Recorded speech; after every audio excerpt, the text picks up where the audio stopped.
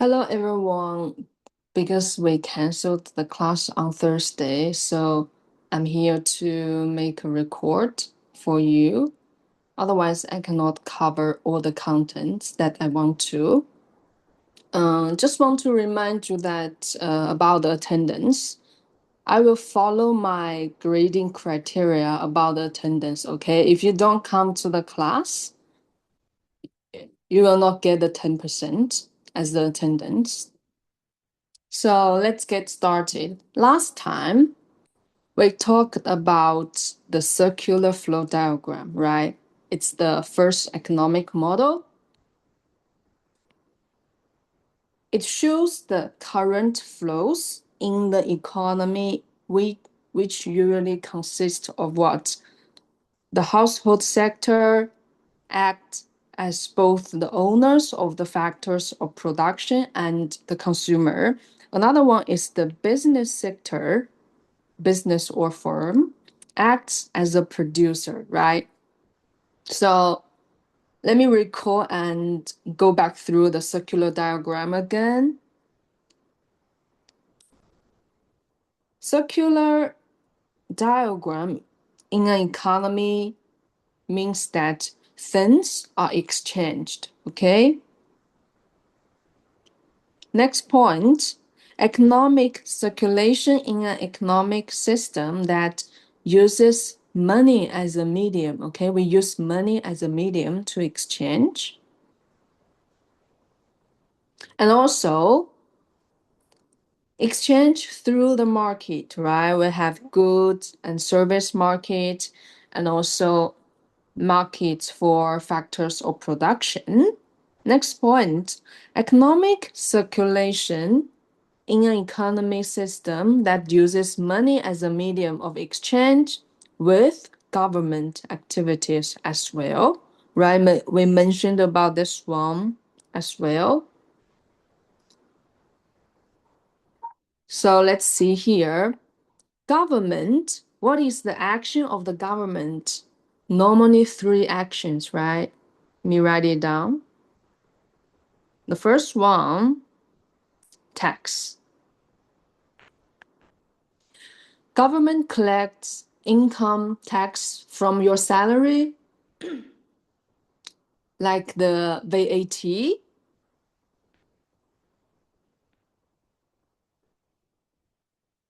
When you buy goods. And also government also spend. It means that government builds roads, pays teachers' salary, funds hospitals, right? Those kind of infrastructure. And next action is about transfer.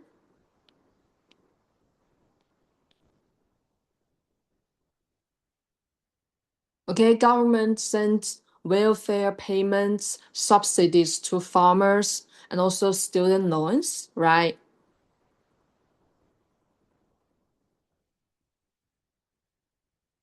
So here is an example in Chiang Mai that I want to share with you. A Neiman Coffee, which is a firm, hires a barista. Barista means the people who make coffee for you, okay? And barista is a household labor.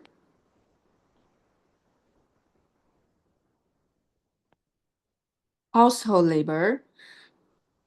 The firm gonna pays wages to the barista, and barista spends at Walolo Market, and the market owner pays taxes. So government builds the road outside the cafe. That means cafe gets more customers, right?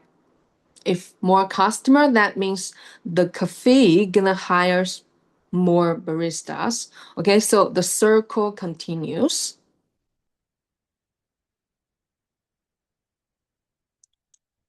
That's all about the circular flow diagram. Let's continue. So now, before we go further, economics makes two important assumptions about how people behave, okay? The first one, people are rational. What does it mean? Rational people think at the margin, and make decision by comparing marginal benefits and marginal costs, okay?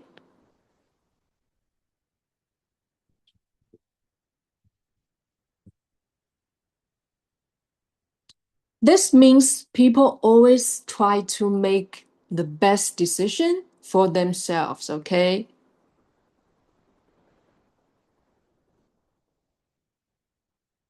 Best decision. So they can compare benefits and costs before choosing. Let me give you a simple example, like you are full after dinner, but there's free mango sticky rice. So the question is, do you eat it? A rational person asks, does the enjoyment of eating it outweigh the discomfort of being too full? You don't, so you do a quick mental calculation. That's rationality. In economics, we assume everyone thinks this way, always trying to get the most benefit for the least cost, okay? Most benefit for the least cost.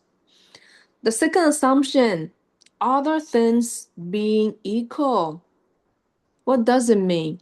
In economics, we call it ceteris paribus.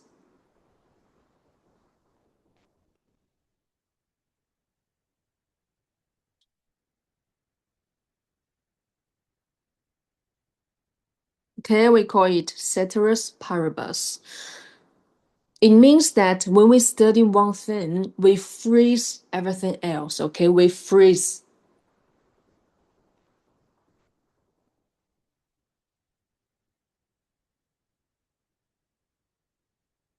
For example, if we want to study how price affects buying behavior, we assume income, taste, and everything else stays the same. Otherwise, it's too complicated.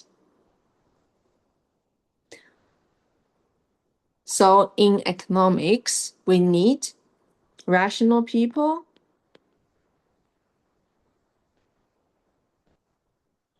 plus freeze everything else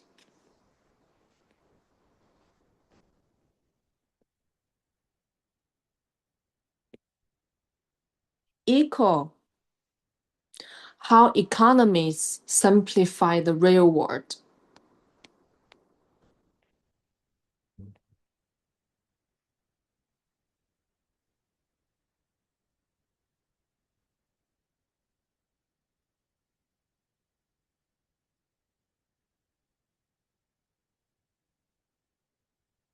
Okay?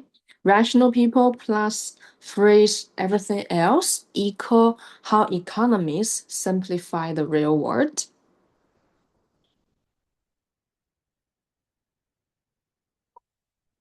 Next one about basic economic problems. Every economy, big or small, they must answer the same three basic questions. Okay? The first one, what to produce. Okay, what to produce is a problem because resources are limited, right? This is scarcity. We talked before compared to human want. Okay, so what to produce. The next one, how to produce.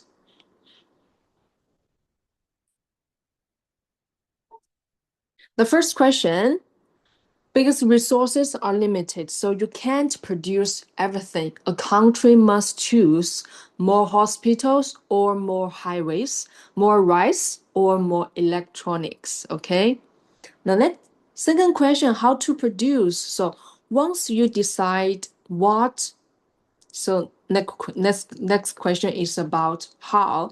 Do you use more machines or more workers? Which method costs less but produce more? Okay, this is about how to produce. Let me give you an example like a somdam papaya salad, a somdam shop.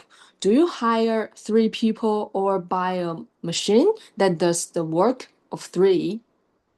So the same product, but different methods to produce. The next one, the third question is about for whom? Who gets the goods and services, right? The rich, everyone equally, or only people who can pay? This is about distribution. Okay, how to allocate the goods to which people in society.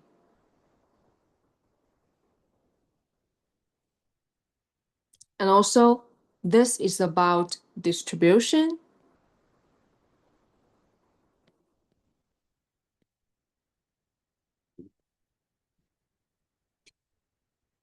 These three questions exist because of one thing we've already learned: scarcity.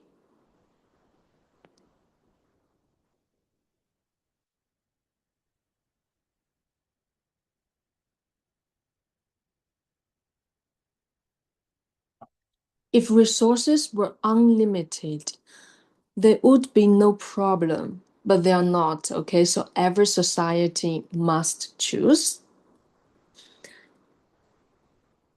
Here is one example. Suppose you open a bubble tea shop. You have to answer the three questions, okay?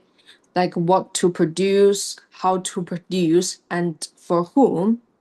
I plan to do this one for group discussion, but since I'm here alone, so I'm gonna skip this group discussion.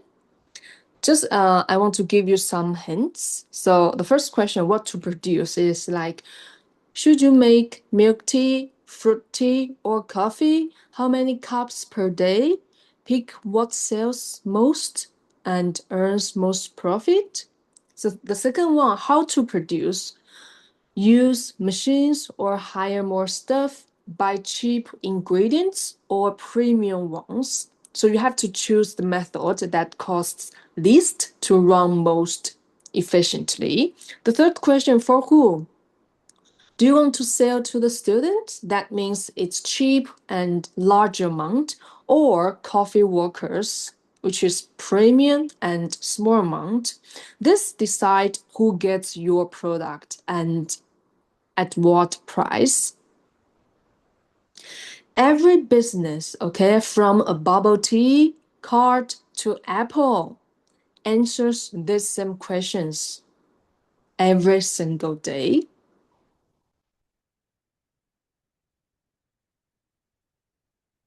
So we know every economy must answer those three questions that I mentioned before: what, how, and for whom. But how a country answers them depends on its economic system that we're gonna learn it here, like the rules, laws, and traditions that govern how economic activities are carried out, okay? Let's see the definition. Economic system refers to economic units that form a group of economic institutions, okay, and carry out economic activities under the same regulations, customs,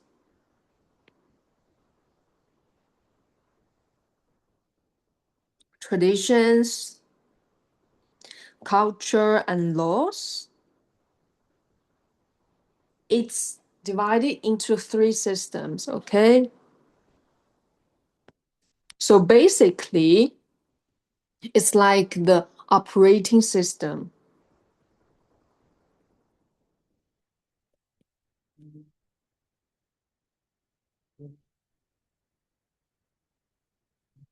of a country's economy. Different countries run on different system. And also, economic system is the rules of the game.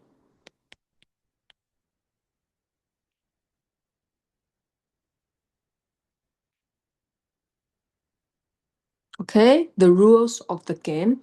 Different countries, different rules. There are three types, and we'll look at each one now. The first one is the capitalist economic system.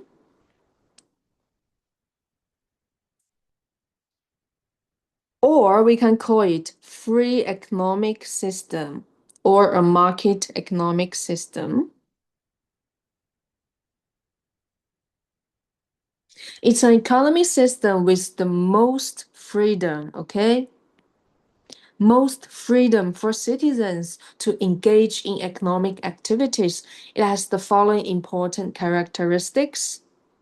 The first one, the private sector has ownership of the property, okay?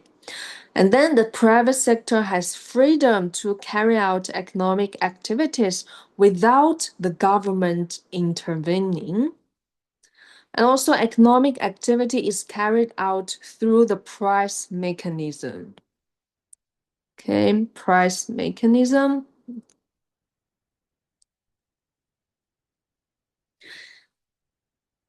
Or in an easy way, we can see that you can own property, you can do business freely, and prices are set by the market, okay, not the government. Think about Lima Road. Anyone can open a cafe there. Nobody tells you what to sell or what price to charge. You compete, customers choose, prices adjust naturally, okay? That's capitalism. Let's see the strength and the weakness of capitalism. Strength is that resources are used efficiently. Because of what? Because competition forces everyone to improve.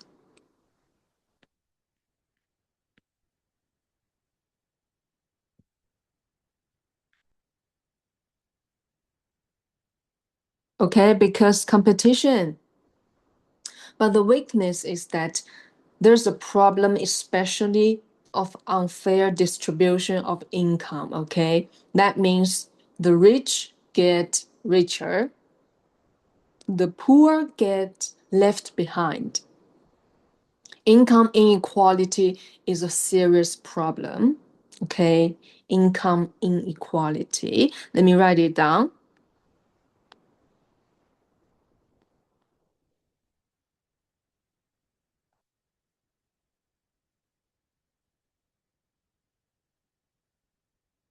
The examples, can you think about the countries that is capitalism?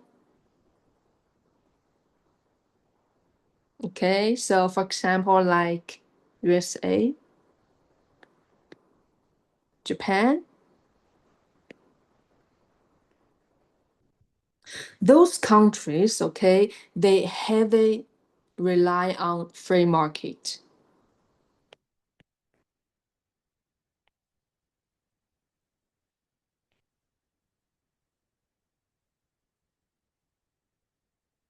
Light on government intervention.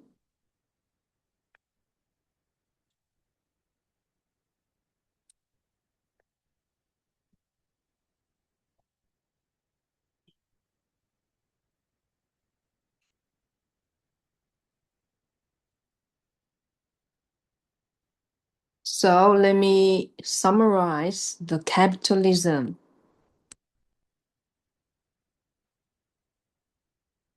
Capitalism equal maximum freedom.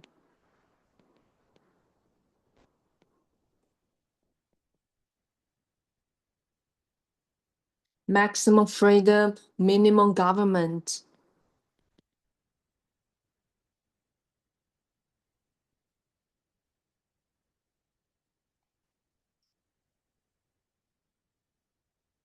The market decides everything.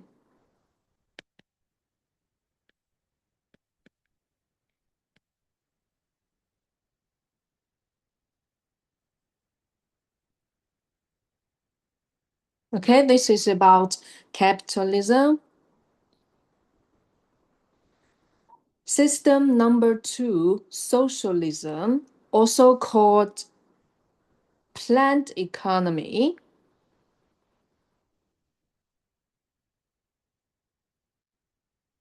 The main characteristics of this type of economy systems are as follows. The first one, private individuals do not have the right to own property, or there may be only a small portion, but most of the assets are owned by the government. The second one, the private sector does not have freedom to carry out economic activities. And the price mechanism has no role in this economy. Okay.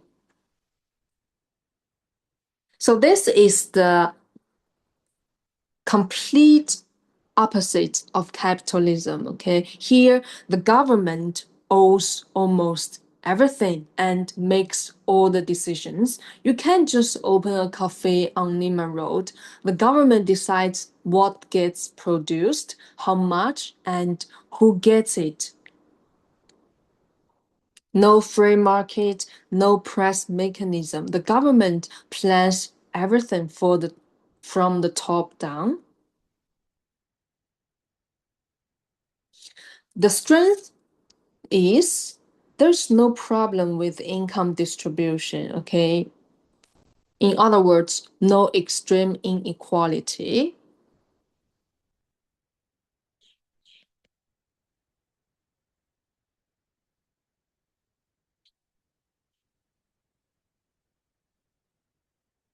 No extreme inequality because everyone gets a share.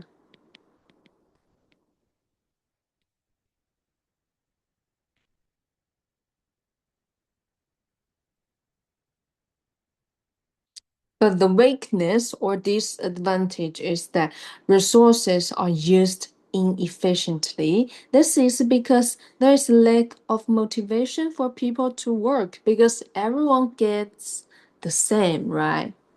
So nobody is motivated to work hard. Why try harder if someone gets the same reward?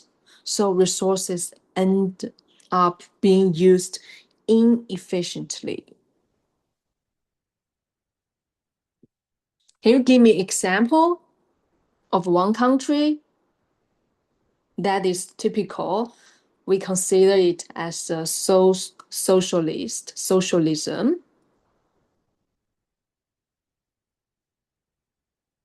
You have it in your mind, I hope. So there's a typical example which is the North Korea.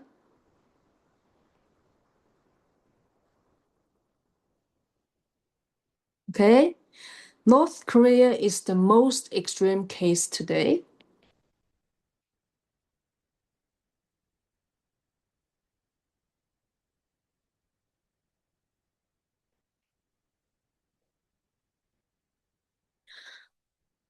In shorter, socialism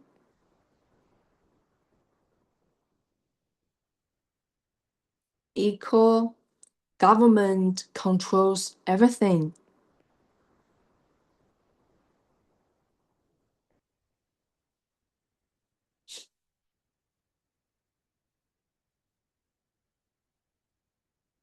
More equality, but less efficiency.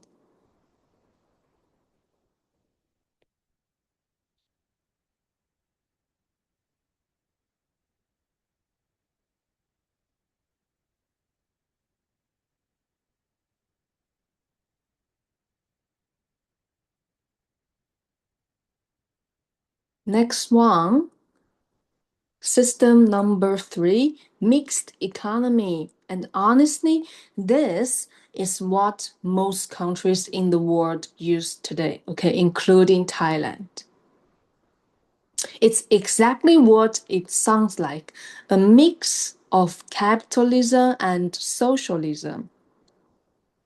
Okay, so it's a mixture of a capitalist economic system and a socialist economic system.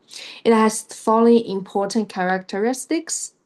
Let's Let's go through one by one. The private sector has ownership of the property, and the private sector has the right to carry out economic activities freely. But some activities that will affect society as a whole will be controlled by the state, which is by the government. They also use the price mechanism in conjunction with planning, okay? They solve basic economic problem. Both the price mechanism and the government or central agency determines. It means that you can own property and run a business freely, but the government steps in when necessary, right?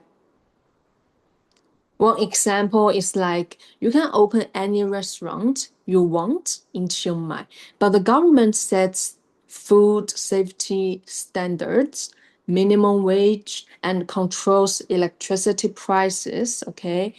Free market, but with boundaries, okay? Let me write it down. Free market, but with boundaries.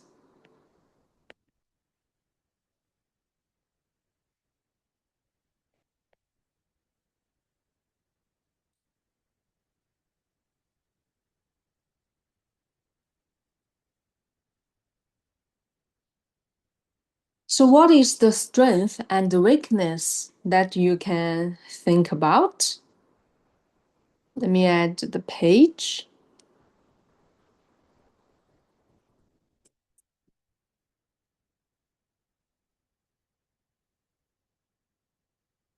What is the strength of the mixed economy? You get efficiency from the market and fairness from the government, right?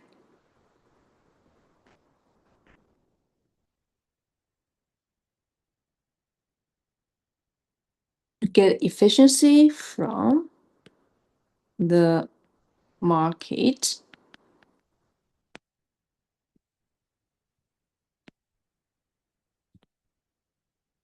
and fairness from the government.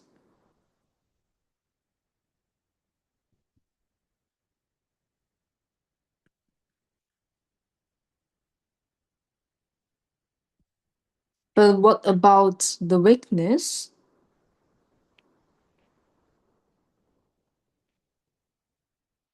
You find the right balance is very difficult, okay?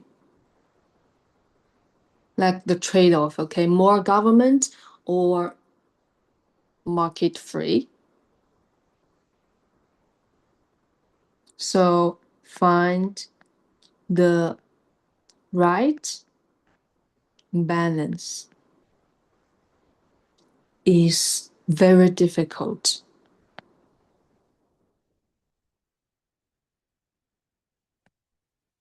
Too much government, okay?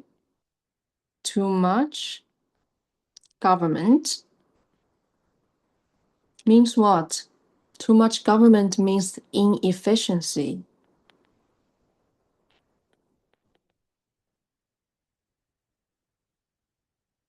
If too little,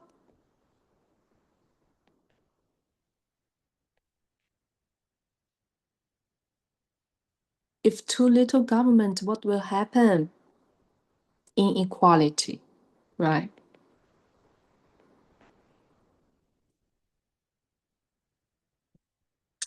Examples, can you give me some examples about which country is more likely to be the mixed economy?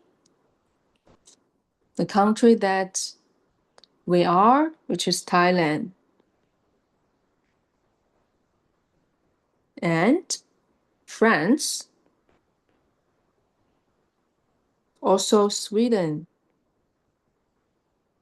okay? All of them are mixed economy.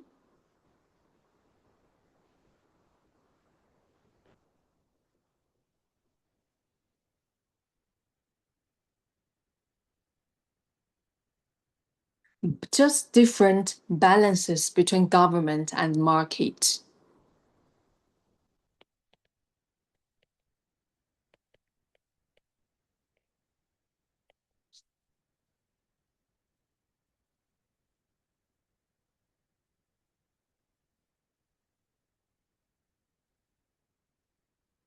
Okay, so this diagram sums it up perfectly. Think of it as a spectrum, okay? Spectrum.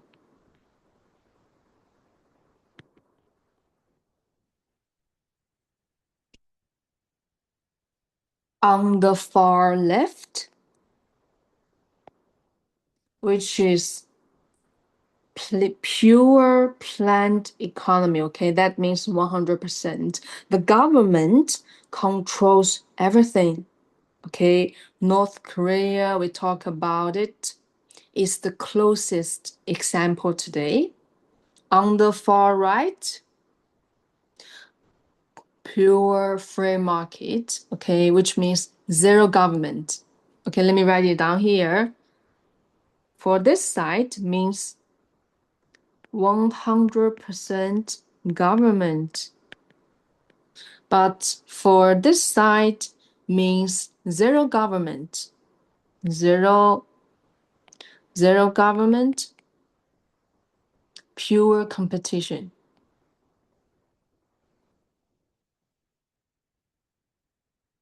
And this is in theory only, okay? No country is 100% here. And everything in between is a mixed economy, okay? Just different positions on the scale. Let's see here, China and Venezuela, more government control, right? Leaning left, okay? More government control. But USA and Japan, more free market, lean right. France and Sweden, somewhere in the middle, but with strong government welfare. So here, think about it. Where is Thailand? I showed you before, right? Thailand, France, and Sweden, they are all mixed economies, right? Just different balance. So probably Thailand is roughly around France and Sweden, okay, somewhere here. So let me see Thailand.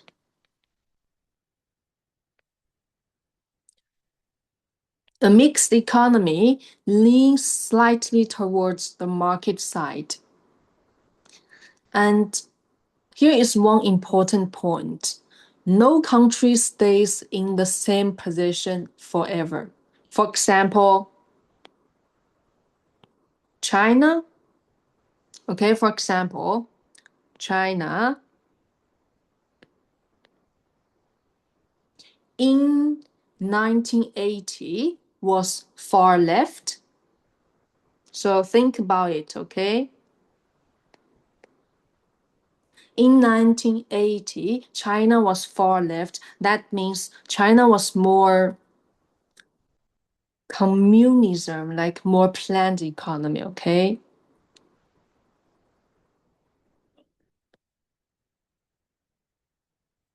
But today, it has moved significantly towards the market.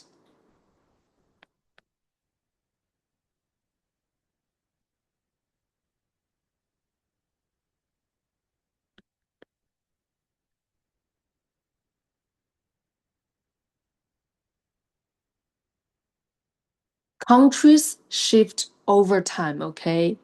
No country stays in the same position forever. And right now, no country is 100% free market or 100% government controlled. Almost every country today is a mixed economy. The question is just how much government involvement, okay? How much government is get involved?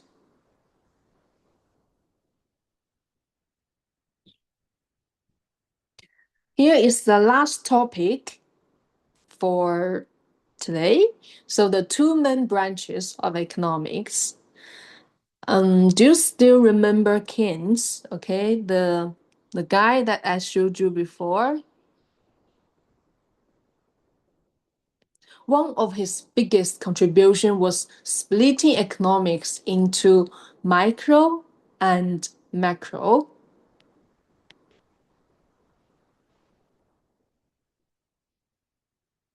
Mhm.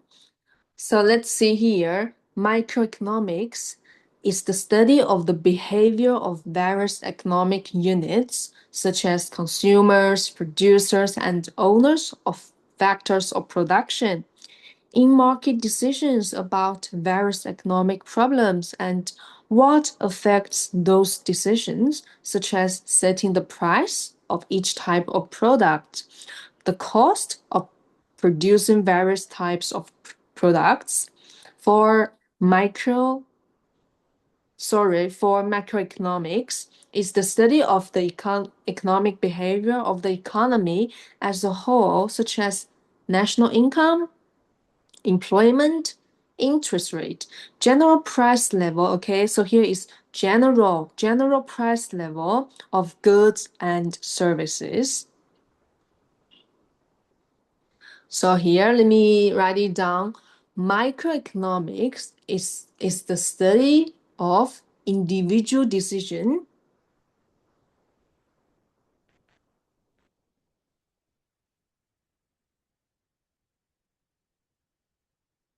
For macroeconomics, it's about the whole economy.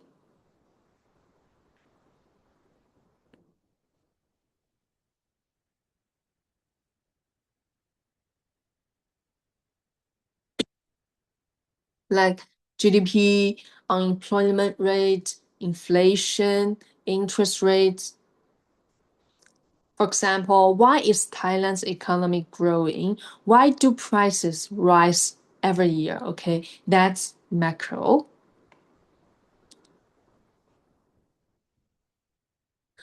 Micro is studying one fish, but macro is studying the entire ocean.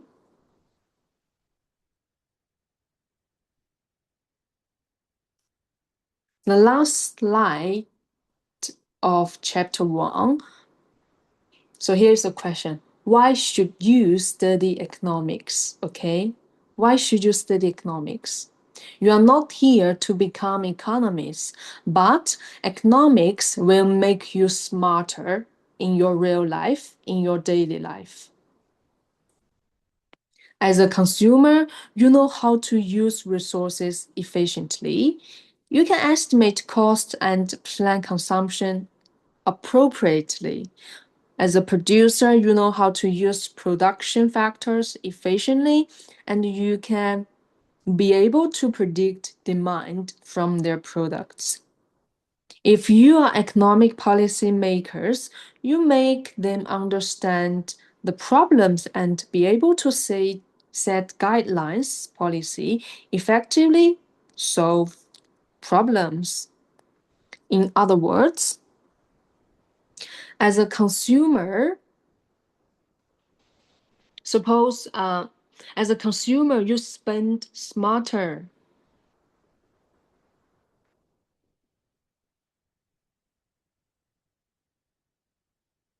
Suppose you have 5,000 baht left this month. Rent is due, your friend's birthday is coming, and you want new shoes. Economics help you prioritize, estimate, and not go broke. Okay, you spend smarter. As a producer, as a future producer, you run smarter, okay? You run your business smarter.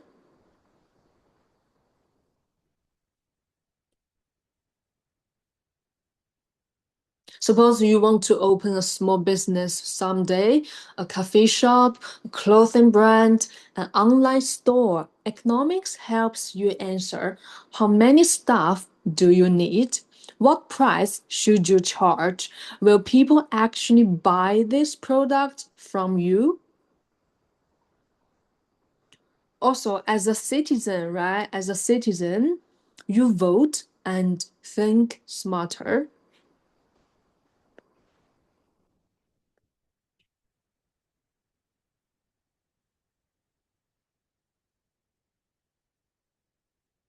As a citizen, you vote and think smarter.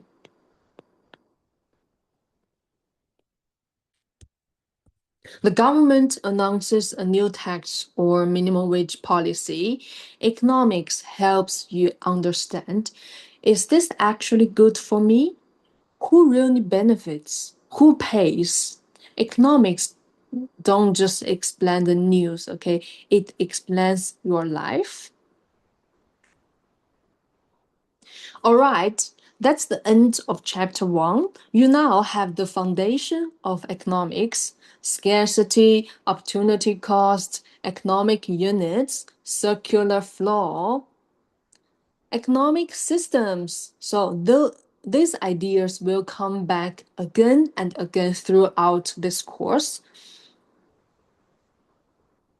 And that's all from my side today. Just want to remind you, since we finished chapter 1, so I gonna see you next Monday, right? So please review the teaching slide of chapter 1, because next Monday we're gonna have the in-class quiz activity. Okay, let me remind you.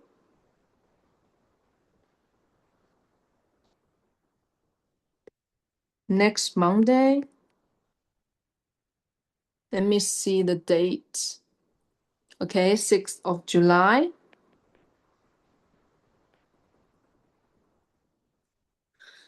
We're gonna have in-class quiz activity. Okay, that means I'm gonna check your attendance as well, and we're gonna have the in-class quiz at the same time. For your information, this in-class quiz is related to your exam, okay?